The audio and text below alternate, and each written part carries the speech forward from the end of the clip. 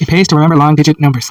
The memory is a treasure to whom we must give funds, if we are drawn the assistance we need. Row. Once during my performance at the Concord Hotel in upstate New York, a friend in the audience asked me to memorize the number 414-233-4442-475-059-125. I did, of course, using my system. The reason I mention this now is because I had forgotten the little stunt I used as a child. I would boast to my friends of what a marvelous memory I had, and ask one of the boys, a stooge of course, to call out a long-digit number. He would then proceed to call out the subway stop of New York, 6th Avenue subway. We all knew these stops, and it would have been quite obvious if he had said 4, then 14, and then 23, and so on. However, hearing the numbers in groups of 3 made them unrecognizable to the uninitiated. In those days, the 6th Avenue Express stopped West 4th Street, then 14th Street, 23rd Street, 34th Street, 42nd Street, 47th Street, and 50th Street, 59th Street, 125th Street, etc. I would simply call off these stops and leave my pal exclaiming over my prodigious memory. This all proves that numbers can be remembered if they are made to represent or mean something to us.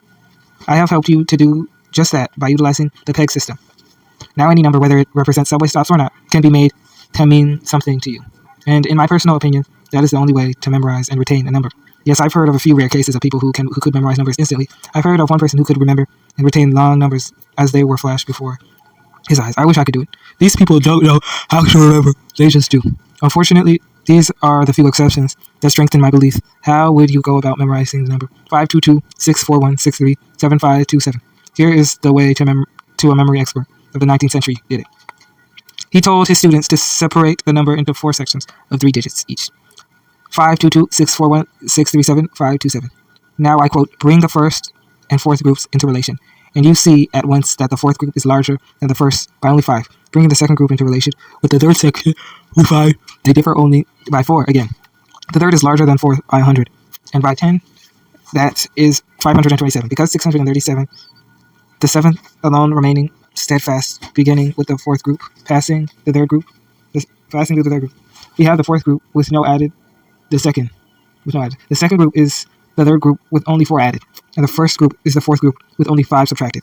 This system would, without any modification, is also taught by some modern memory experts. When I first heard of the above method of memorizing, I felt that one would have to have a trained memory in the first place, just to remember the instructions. As far as retaining the number is concerned, well, I think that it is highly probable that you would retain it for any length of time if you memorized it all. There were no ridiculous pictures or associations made to remind you of it. I believe, however, that I see the point that these memory experts were probably driving at.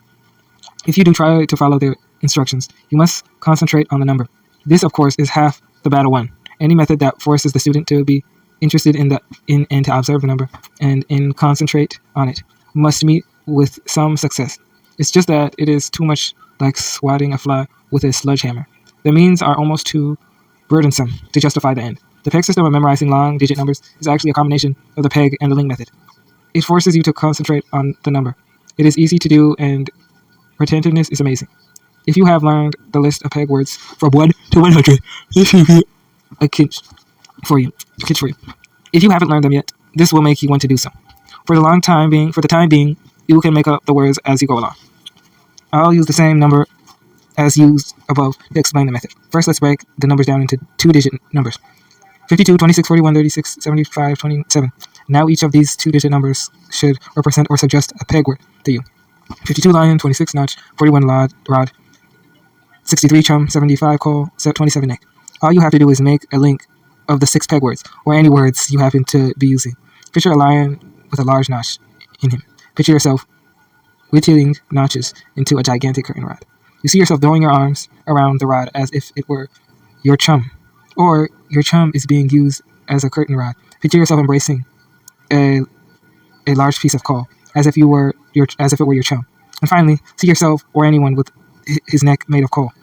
You should be able to make this link in about 30 seconds.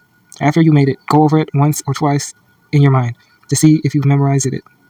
In repeating the numbers, all you do is transpose your PEG words back to numbers. You'll know the number now, forwards and backwards.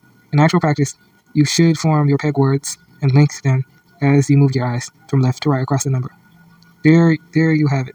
You merely link 6 objects to memorize 12 digits, and you will retain them for as long as you desire.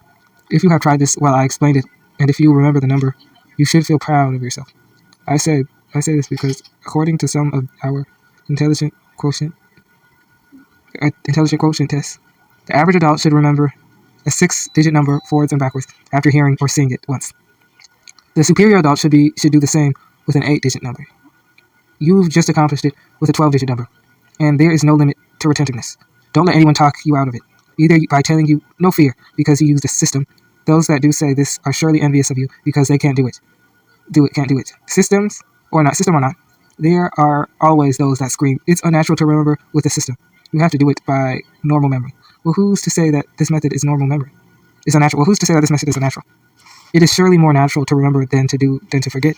And by using any of my systems, you're simply aiding your true memory. As I've explained earlier, anything that anyone remembers must be associated to something they already know. And remember, people do it all the time, sometimes consciously, sometimes without realizing it. All we are doing is systemizing it. There's a method to our madness. Those that say memory systems are unnatural really mean I think that they don't know about them or how to use them. Now that I've defended you recently acquired facilities to remember, let's go a step further. If you've grasped the long digit idea,